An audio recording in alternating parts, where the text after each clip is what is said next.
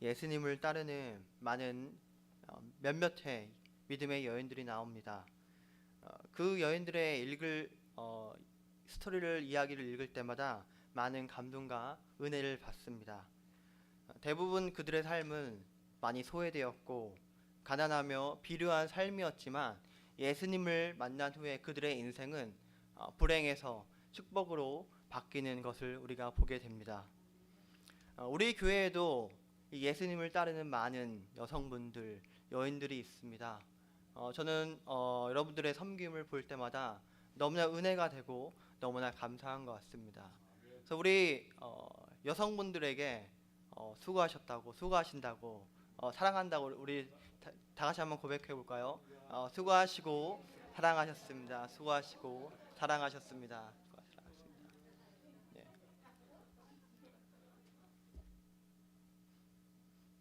근데 우리 남성분들도 너무나 수고하시고 너무나 여러분들 헌신이 너무나 멋있는 것 같습니다.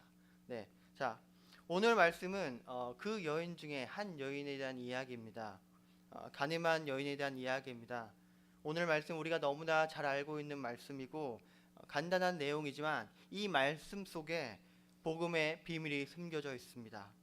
오늘 이 말씀을 통해서 우리가 다시 한번 우리의 삶이 복음의 능력으로 변화받고 복음의 능력으로 살아가는 역사가 우리 삶 가운데 나타나기를 소망합니다. 아멘. 우리 1절 보기 원합니다. 예수는 감난산으로 가시니라. 자, 예수님은 많은 사역을 끝내시고 이렇게 산에 가셔서 그곳에서 소진되었던 에너지를 다시 충전시키시곤 했습니다. 기도하셨고 하나님과 독대하는 시간을 가지셨습니다. 그리고 그 아침에 다시 성전으로 가십니다. 아침에 다시 성전으로 들어오시니 백성이 다 나오는지라 앉으사 그들을 가르치시더니 서기관과 바리새인들이 음행 중에 잡힌 여자를 끌고 와서 가운데에 세우고, 자 2절 말씀에 이른 아침 예수님께서 성전 바깥들에서 말씀을 가르치고 계시는 장면이 나옵니다. 랍비들은 흔히 그랬듯이 앉아서 말씀을 가르쳤습니다.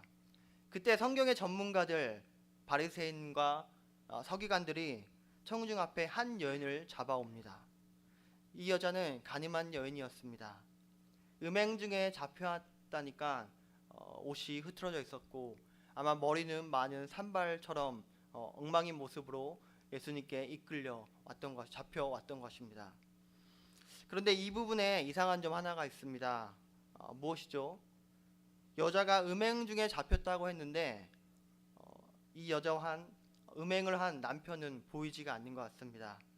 여기서 말하는 음행이란 여자와 남자가 저지르는 음행이죠.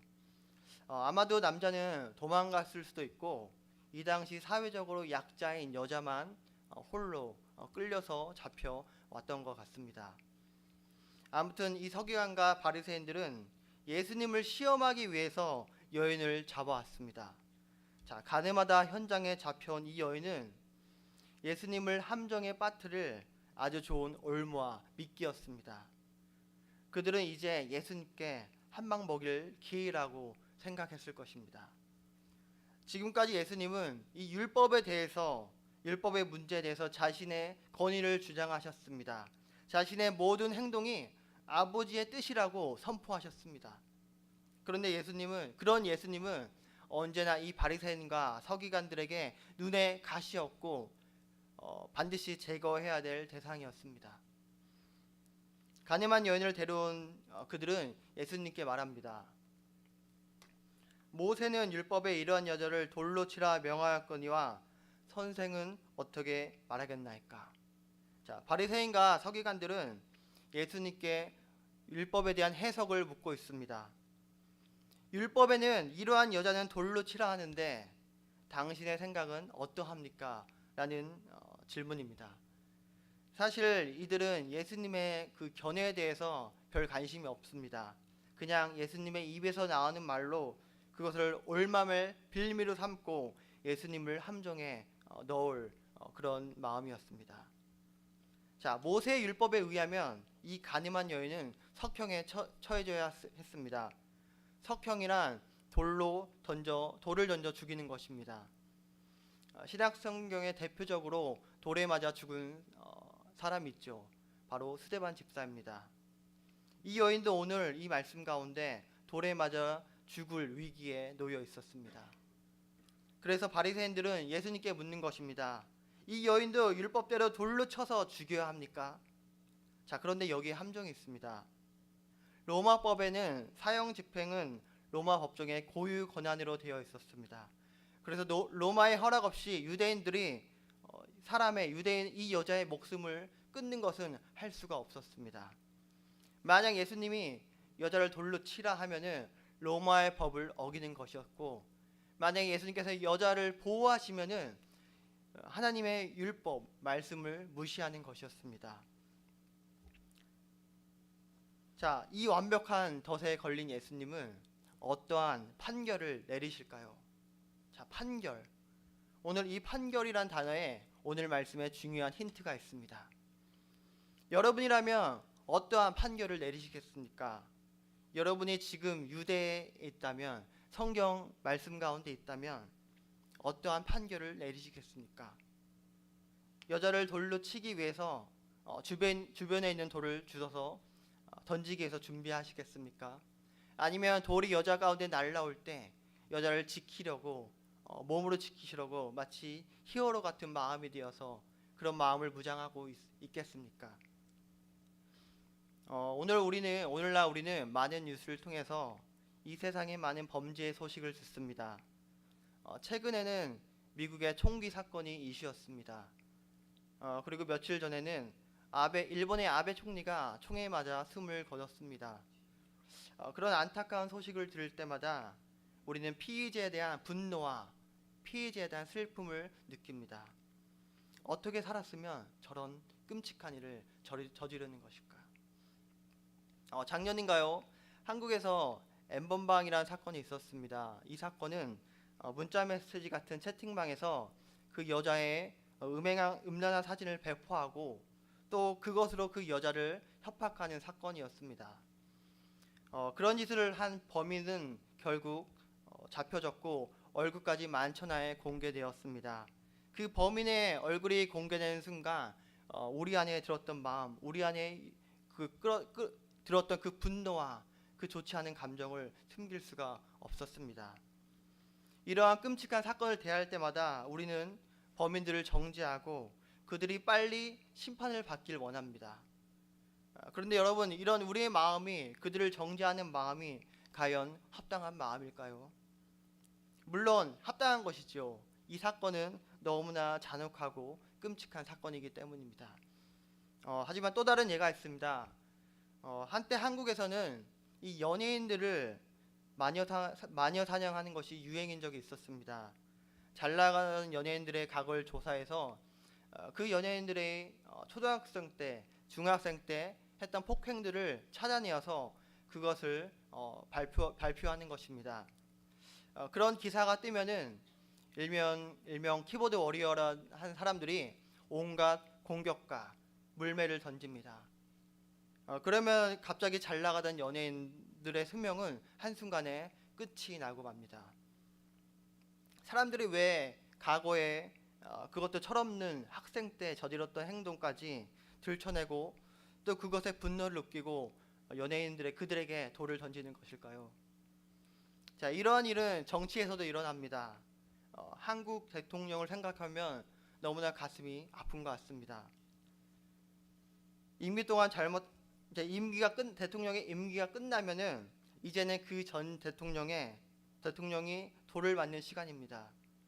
임기 동안 잘못한 것들, 잘하지 못한 것들을 다 들춰내어 돌을 던지고 재판을 하고 감옥에 보냅니다. 결국 자살까지 합니다. 요즘 문재인 전 대통령 집 앞에는 극우 유튜버들의 시위가 끊이지 않는다고 합니다. 아침부터 저녁까지 욕설과 폭언을 퍼붓는 것입니다. 너무나 웃기지 않습니까? 그들이 왜 이 문재인 전 대통령 집 앞에서 그렇게 떠들어대는 것입니까? 이러한 일은 교회에서도 일어납니다. 하지만 교회 이름 말하지 않겠습니다. 몇 가지 예를 들었지만 사람들은 이렇게 남의 죄에 대해서 분노하고 분노를 표출하고 정죄하고 판결하려고 합니다. 그리고 돌을 던집니다. 오늘 말씀의 서기관과 바리새인과 이곳에 모인 사람들처럼 말입니다.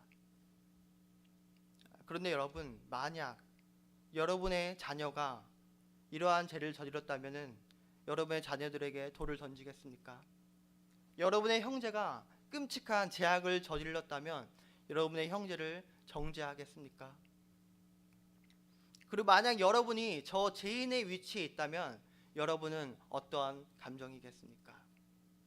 그러한 사람들에게 오늘 예수님이 어떻게 하셨는지 우리 다 같이 보기 원합니다. 우리 6절을 다 같이 읽어보겠습니다. 시작. 그들이 이렇게 말하면 고발할 조건을 얻고자 하여 예수를 시험함이로라. 예수께서 몸을 굽히사 손가락으로 땅에 쓰시니 예수께서 몸을 굽히사 손가락으로 땅에 쓰시니 너무나 유명한 구절입니다. 예수님께서 땅에 무엇인가 쓰셨습니다. 자, 이 구절에 대해서 많은 신학자 가운데 많은 논란과 많은 연구가 있었습니다. 하지만 성경은 예수님께서 무엇이라고 쓰셨는지 생략하고 있습니다.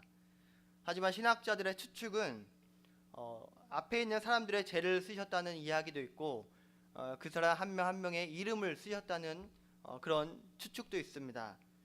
하지만 제가 생각하기에 두 개 다 맞지 않는 것 같습니다. 우리는 성경을 읽을 때 예수님의 행동에 주목해야 합니다. 예수님의 행동에 힌트가 있습니다. 출애굽기 31장 18절을 다 같이 읽어보기 원합니다. 시작. 여호와께서 시내산 위에서 모세에게 이르시기를 마치신 때에 증거판 둘을 모세에게 주시니 이는 돌판이요 하나님이 친히 쓰신 것이라. 아멘.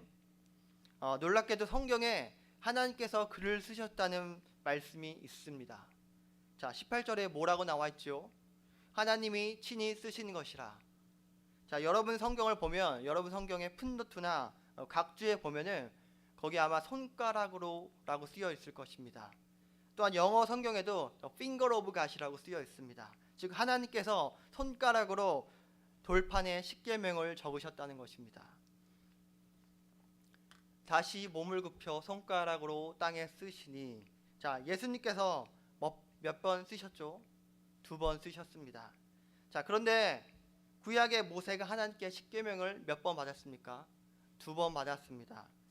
첫 번째 것은 백성들의 우상 숭배로 인하여 모세가 분노하여 십계명을 깨어버리고 다시 한번 하나님께서 모세에게 십계명을 주십니다. 많은 보수적인 신학자들은 예수님이 땅에 쓰신 것이 십계명이라고 추측하고 있습니다.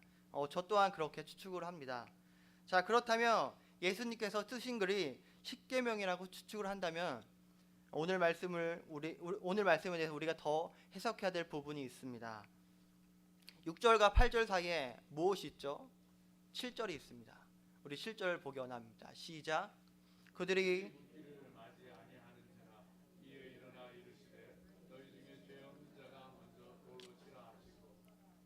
자, 예수님께서 바닥에 십계명을 적으셨습니다. 그리고 그걸 본 성경의 전문가, 바리새인과 서기관들은 뭐야?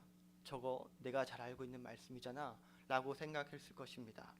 그리고 예수님께서 자리에서 슬며시 일어나서 이렇게 말씀하십니다. 너희 중에 죄 없는 자가 먼저 돌로 치라. 자, 이 말은 저 여자를 용서해야 된다는 말이 아닙니다. 그 반대로 좋아, 율법대로 하자. 하지만 조건이 있어. 이 사건의 판결자, 심판자가 누가 될 것인가? 죄 없는 사람이 판결자가 되어라. 심판자가 되어라. 죄 없는 사람이 심판을 하라는 말입니다. 다시 말하면 결국 이 가늠에서 이 자리에 선 죄 지은 여인과 여기 분노하며 정죄하며 서 있는 너희들 바리새인과 서기관 모든 사람들이 같다는 말입니다. 누구도 돌을 들어서 이 심판을 집행할 의로운 존재가 아무도 없었습니다. 8절 다시 몸을 굽혀 손가락을 땅에 쓰시니 9절 읽겠습니다. 그들이 이 말씀을 듣고 양심의 가책을 느껴 어른으로 시작하여 젊은이까지 하나씩 나가고 오직 예수와 그 가운데 섰는 여자만 남았더라. 자, 원래 본문에는 이 양심의 가책이란 말이 없습니다. 그래서 사람들이 반성을 하고 양심의 가책을 느껴서 그 자리를 떠났다는 말이 아니라 바로 자신들의 죄가 들통나서 부끄러워서 그 자리를 떠났다는 말입니다. 어른부터 시작해서 젊은이까지 하나하나 그 자리를 떠나가기 시작합니다. 그리고 그 자리에 마지막으로 예수님과 이 여인만 남게 됩니다. 이 장면은 무엇을 말하고 있습니까? 이제 여인 앞에 진정한 판결자, 재판관이 서 있습니다. 오직 죄 없는 예수님만이 이 여인을 심판할 수 있습니다. 죄가 없는 사람 예수님께서 이제는 이 여자에게 돌을 던질 차례가 왔습니다. 예수님께서 돌을 던지셨습니까? 아니죠. 자, 예수님께서 여기서 놀라운 말씀을 하십니다. 저는 이 장면을 읽을 때마다 너무나 많은 은혜를 받습니다. 우리 10절 다 같이 읽어보기 원합니다. 시작. 예수께서 일어나서 여자 외에 아무도 없는 것을 보시고 이르되 여자여 너를 고발하던 그들이 어디 있느냐? 너를 정죄한 자가 없느냐? 여기서 여자라는 말은 기나이라는 말로 예수님께서 그의 어머니에게 불렀던 표현과 같은 단어입니다.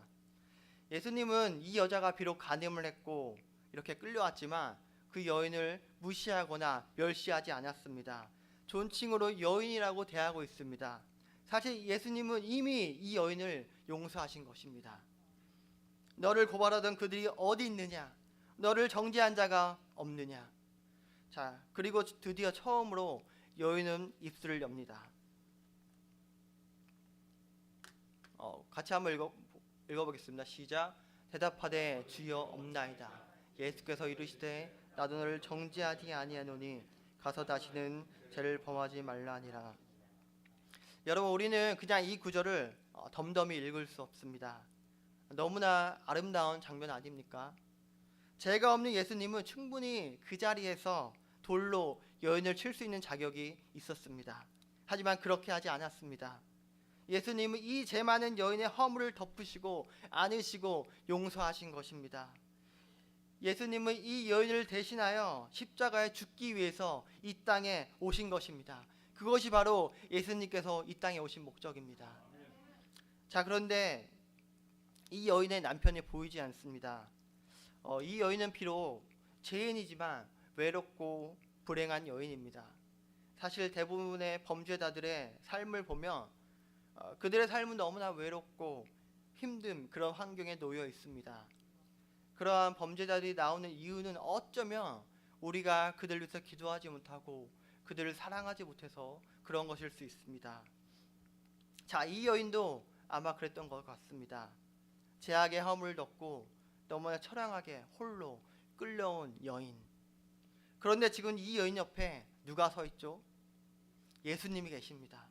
예수님께서 이 여인의 죄를 끌어안으시고 대신해서 십자가의 죽으심을 통하여서 이제는 이 여인의 신랑이 되신 것입니다.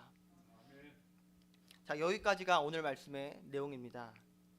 여러분, 오늘 말씀을 읽으실 때 여러분은 어디에 서 있었습니까? 여인을 정죄하려는 바리새인과 서기관과 아니면 혹 그 젊은이와 어린 어른들의 위치에 서 있었습니까? 우리의 위치는 어디입니까? 우리의 위치는 바로 저 여인의 위치입니다. 우리가 저 여인처럼 큰 죄를 짓지 않아도 우리 모두 죄를 짓지 않습니까? 거짓말도 하고 남을 미워하고 화도 냅니다. 예수님 보시기에 저 여인이나 우리나 다 똑같을 수 있습니다. 저 또한 그렇습니다. 얼굴은 이렇게 잘생기고 착한 것 같아도 제 속은 그렇지 않습니다. 제 자신이 너무나 부끄러워서 숨을 때가 많습니다. 마치 이 여인같이요. 자, 우리는 저 여인이 되어서 이 말씀을 읽어야 합니다. 예수님께서 우리에게 뭐라고 말씀하시죠? 죄 없는 사람이 돌로 치라. 여러분, 칠 수 있습니까? 죄인은 우리가 다른 사람을 정죄할 수 없는 것입니다. 세상에 많은 범죄가 일어나고 악한 사람들이 들들어도 우리는 그들의 잘못된 행동에 대해서 안타까워할 수 있지만 그들을 정죄할 수 없는 것입니다. 우리는 판결자가 아니기 때문입니다. 우리도 죄인과 같은 여인과 같은 그런 죄인입니다. 죄인이었습니다. 돌로 쳐서 죽어 마땅한 죄인이었습니다. 하지만 예수님께서 우리의 연약함, 우리의 모든 죄악의 허물을 덮으시고 우리를 안으시고 우리를 대신해서 돌에 맞아 십자가에 매달려 죽으신 것입니다.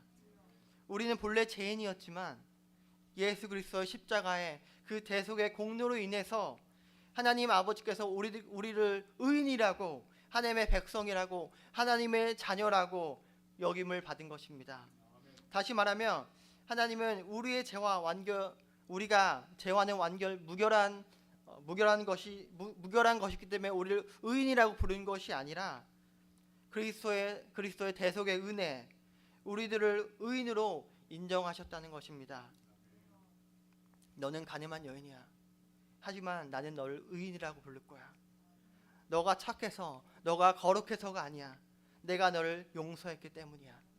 너를 사랑하고 너와 함께하고 싶고 내가 너를 용서했단다. 나의 죽음으로, 십자가에서 죽음으로 내가 너를 살렸다. 이것이 바로 하나님의 사랑입니다. 우리 로마서 5장 8절을 읽기 원합니다. 시작. 우리가 아직 죄인 되었을 때 그리스도께서 우리를 위하여 죽으심으로 하나님께서 우리에 대한 자기 사랑을 확증하셨나니라. 죄의 싹은 사망이라고 했습니다.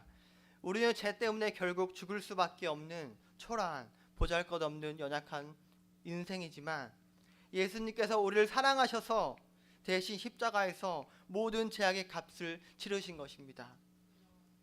자, 그렇다면 우리는 앞으로 어떻게 살아야 합니까? 오늘 말씀의 결론, 남을 정죄하지 말라가 아닙니다. 물론 정죄하면 안 되죠. 자, 예전의 죄를 기억하고 부끄러워하며 겸손히 살라도 아닙니다. 마지막에 예수님께서 뭐라고 말씀하셨죠? 나도 너를 정죄하지 아니하노니 가서 다시는 죄를 범하지 말라. 오직 유일한 심판자이신, 판결자이신 예수님만이 우리를 정죄하십니다. 우리의 심판자이십니다.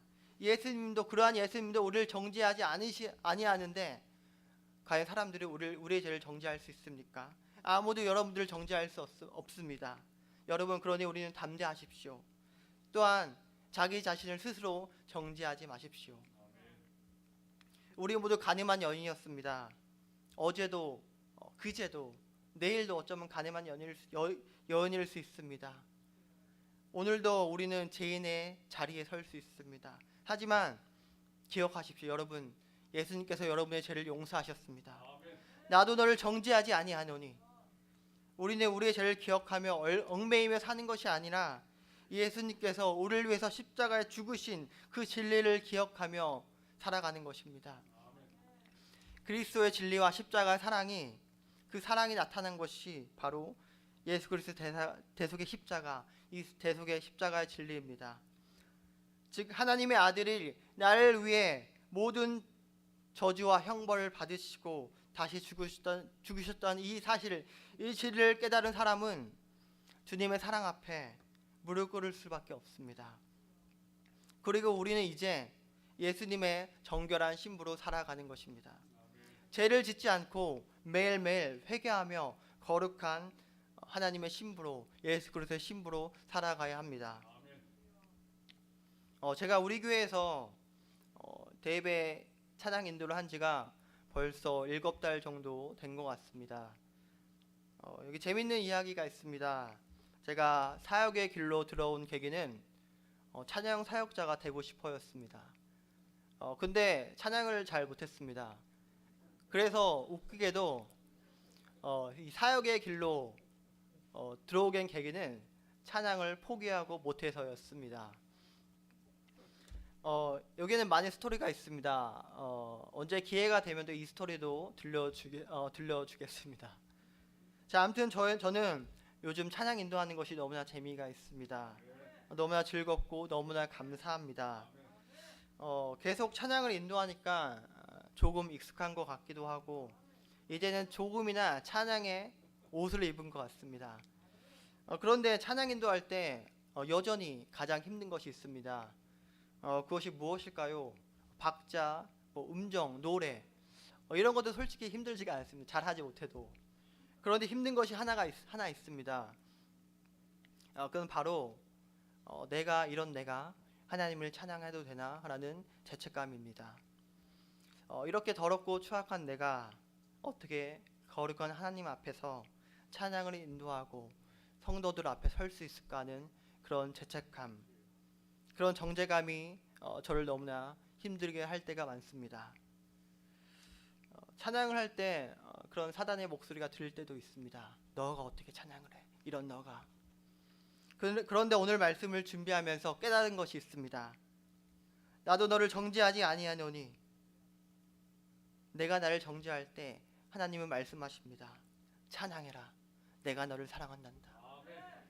내가 찬양을 잘해서 하나님께서 인도자로 세운 것이 아니라, 내가 깨끗해서 찬양을 인도할 수 있는 것이 아니라, 하나님께서 나를 이미 용서하셨고 말씀하셨기에 제가 하나님을 찬양할 수 있는 것입니다.